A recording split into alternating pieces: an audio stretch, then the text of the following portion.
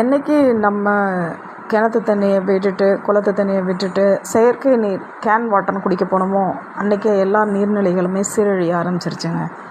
இனிமேலாவது நம்மளுடைய முன்னோர்கள் எப்படியெல்லாம் தண்ணீரை பாதுகாத்து தானும் குடித்து விவசாயம் செய்து மற்ற உயிர்கள் வாழ்வதற்கும் அவைகளும் தண்ணீர் அருந்துவதற்கு ஏதுவான சூழல்களை உருவாக்கி வாழ்ந்தாங்களோ அதே மாதிரி நாமளும் வாழணும்.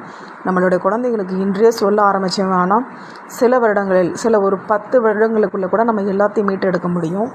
ஸோ அனைவரும் உணர்வு பூர்வமாக உள்ளபூர்வமாக நீர்நிலைகளை பாதுகாப்போம்.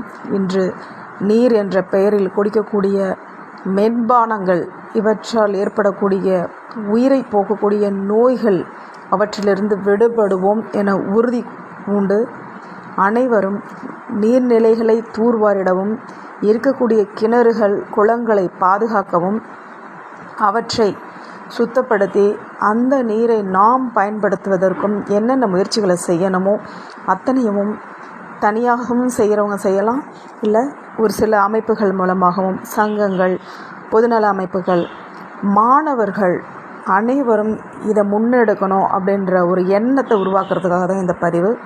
ஸோ அனைவரும் இனிமேல் மண் தொடு நீர், இயற்கையான மழை நீர், குளத்து நீர், குட்டை நீர், வாய்க்கால் நீர், வரப்பு நீர் என எல்லாத்தையும்